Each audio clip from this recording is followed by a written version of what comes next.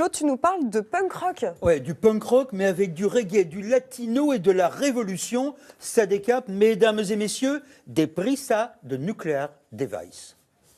Voir la mer et souffrir la mort de tes frères. T'as plus ça. Alors, Nuclear Device, ça c'était un groupe du Mans il y a 40 ans. La Sarthe existait dans le rock alternatif. Et si je vous en parle, c'est parce que le chanteur, c'est le gars en blanc, hein, Pascal Card, regardez-le. Eh bien, ce matin, au Maine Libre, il a raconté le service militaire qu'il n'a pas fait en 1984. Et pour ne pas le faire, il s'était ouvert les veines. Attention, il avait pris conseil avant auprès d'un médecin. Tout simplement, le punk rocker savait que s'il faisait l'armée, ça ne serait pas bon pour la musique. C'était un an de perdu. Mais vous savez, à l'époque, on était nombreux, dont moi, les jeunes, à penser ainsi.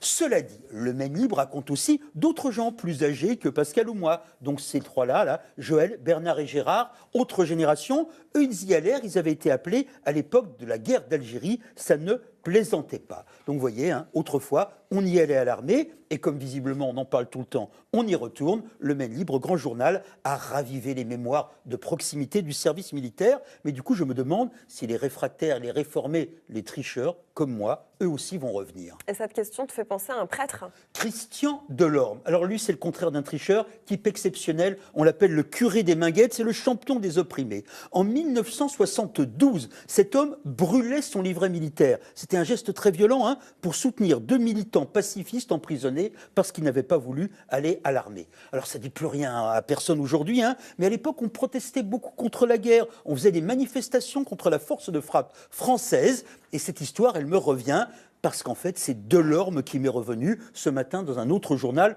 Le Progrès, avec une méchante nouvelle. Il a, Delorme, un cancer du pancréas. Alors il dit qu'il le vit sereinement, mais à 75 ans, il arrive au bout de sa vie. Il nous dit « Soyez dans la gratitude ». Alors moi, ma gratitude, c'est de pouvoir parler de ce bonhomme tant qu'il est encore vivant. C'est un môme de la Guillotière, quartier populaire de Lyon. Et en 1966, il avait 15 ans, il eut une révélation.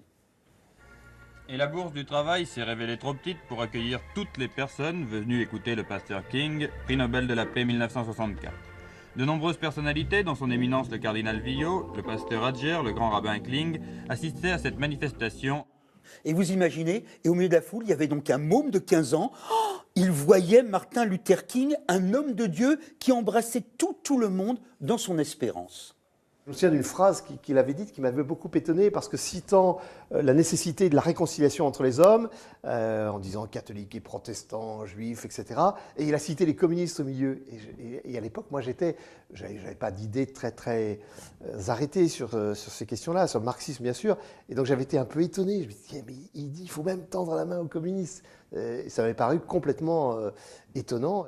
Et voilà, quand il a été adulte, il est devenu curé. Et Delorme, il a embarqué tout le monde. En 1975, il soutenait des prostituées en lutte. En 81, il faisait une grève de la faim pour qu'on n'expulse pas des étrangers. En 83, il marchait pour l'égalité avec des jeunes des quartiers. Il en avait fait tant d'autres, ce Gone, qui est de la trempe de Martin Luther King. Tu nous parles encore d'un combat des années 80 ? Forcément, parce que Delorme m'y ramène, on va dire, le souvenir des ambiances de ce temps. Là, c'est très triste. Je vous parle d'un jeune Algérien, un touriste, qui visitait la France et que des brutes racistes avaient tué en le jetant d'un train. Regardez-le, de Habib Grimzi, c'était son nom, ne possédons que cette photo d'identité passée. Les hommes qui l'ont tué dans le train Bordeaux-Vintimille allaient s'engager dans la Légion étrangère, Vertige, l'armée qui revient. Alors ça se passait en 1983, à cette époque. En réaction, la jeunesse allait s'organiser, elle se proclamait antiraciste, et parmi les protestations, il y eut cette chanson.